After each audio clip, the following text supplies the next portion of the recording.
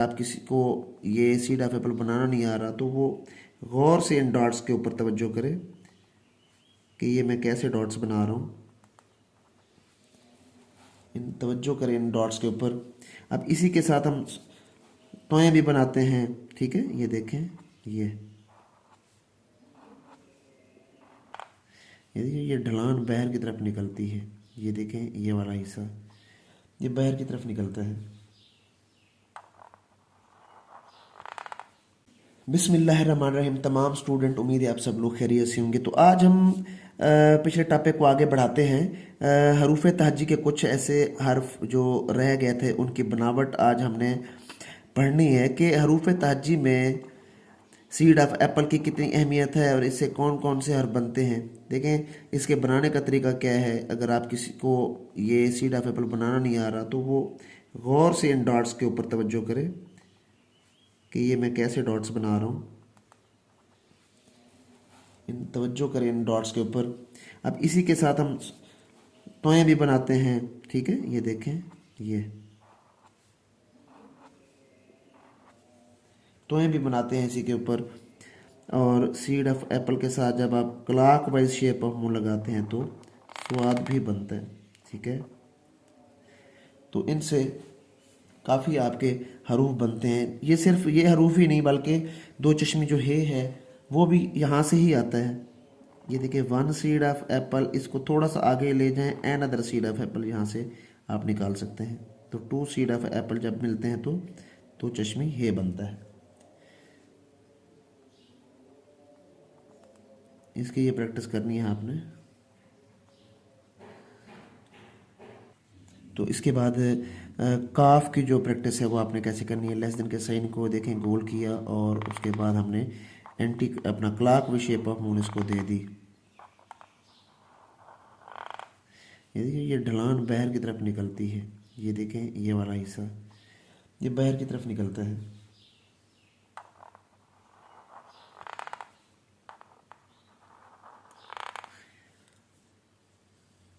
इसके बाद जो काफ है ना किताब वाला, उसकी प्रैक्टिस कैसे करनी है। देखिए, ये बड़ा अलिफ लगाते हैं यहाँ पे, ये शेप ऑफ बोट आ गई। अब ये चीज़ थोड़ी सी बड़ी होनी चाहिए। ये बच्चे अक्सर ये बहुत छोटा करके लिखते हैं और काफ़ी कशक को 45 के एंगल पे गिराना है।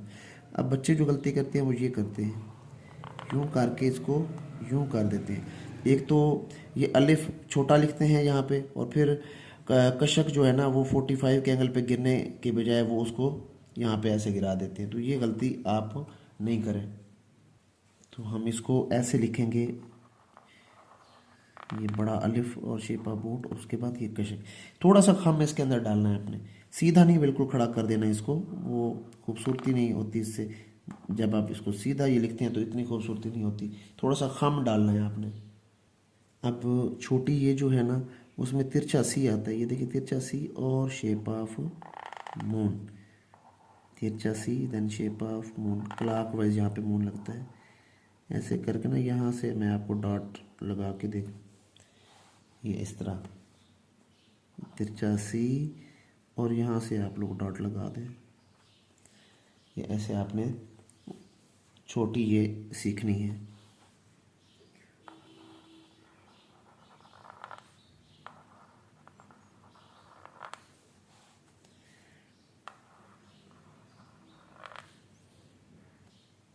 अब इनमें क्लॉक वाइज जो शेप ऑफ मून है वो बहुत इंपॉर्टेंट है। छोटी ये के अंदर भी ये प्रैक्टिस आपकी होगी तो छोटी ये भी आप अच्छा करके लिख सकते हैं। ये बहुत इम्पोर्टेंट है ये, और सीन भी ऐसे ही आएगा। उर्दू गिनती का ये 3 है दंदानों के साथ और फिर क्लॉकवाइज शेप ऑफ मून।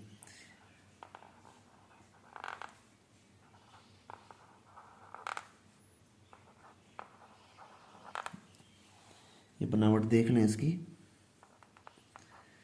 ये उर्दू गिनती का 3 और शेप ऑफ मून।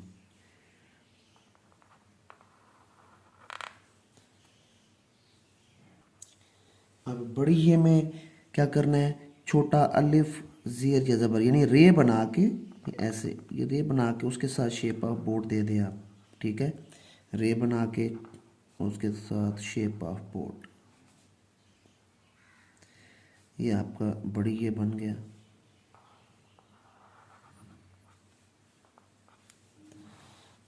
उसके बाद है ये जो होता है ये ढलान और छोटा अलिफ डाल देंगे, थोड़ा सा आगे करके आपने इसको लिखना है। ये यूँ नहीं करना, अक्सर बच्चे इसको गोल दायरा बना देते हैं, इससे बचना है आपने। ये इस तरह करके लिखेंगे आप। और एक अहम शेप और है नुक्ता, इसके नीचे से ये स्लाइड आती है ढलान और स्ट्रेट लाइन, ये मीम की फॉर्म है।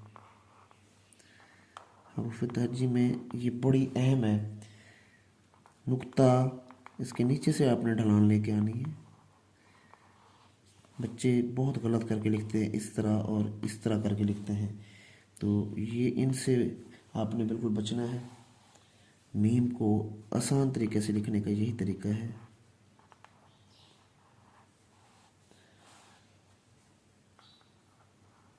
ये देखिए, रोज़ाना जब आप इनकी प्रैक्टिस करेंगे तो ये इसकी फॉर्मेशन आपके दिमाग में बैठेगी।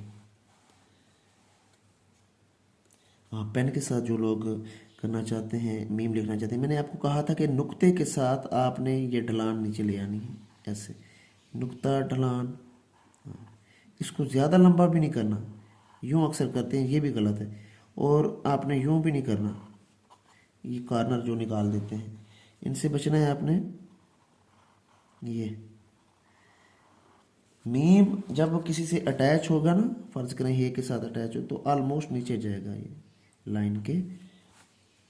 इसी तरह हे के साथ जब ये लगेगा, जीम के साथ लगेगा, तो ये इसका मैक्सिमम हिस्सा नीचे जाएगा। अगर अकेला लिखा जाएगा तो फिर ये 30% नीचे जा सकता है हर्फ की सूरत में।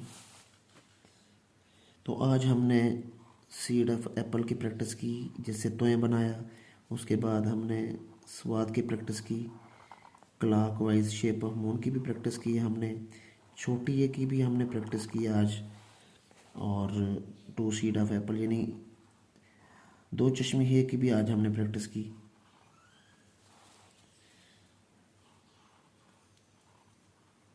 और इसके बाद हमने काफ की भी प्रैक्टिस की है। पेन के साथ काफ किस तरह लिखा जाता है गौर से देखिए। ये ढलान आपने बनानी है, बाहर की तरफ निकलेगी ऐसे। उसके बाद काफ के बारे में आपको पढ़ाया है कि इसकी जो अलिफ है इसका ख्याल क्या करें, ये थोड़ी सी बड़ी होनी चाहिए, इसको छोटा नहीं रखना आपने। ये देखिए, छोटी ये की प्रैक्टिस हमने बार बार की है। ये पेन के साथ जो लोग कह रहे थे कि सर पेन के साथ प्रैक्टिस करवाया करें, तो देख लें गौर से कि पेन के साथ प्रैक्टिस की जा रही है। छोटी ये की ये फार्मेशन है, काफ की फार्मेशन ये है, स्वाद की फार्मेशन ये है। कहाँ से शुरू करता हूँ, कैसे इसको एंड करता हूँ, ये चीज़ें देखने वाली होती हैं। फोकस क्या करो आप, जब हम लिख रहा होता हूँ तो उसके ऊपर आपने नज़र रखनी होती है। तो उम्मीद है आज का सेशन आपको अच्छा लगा होगा।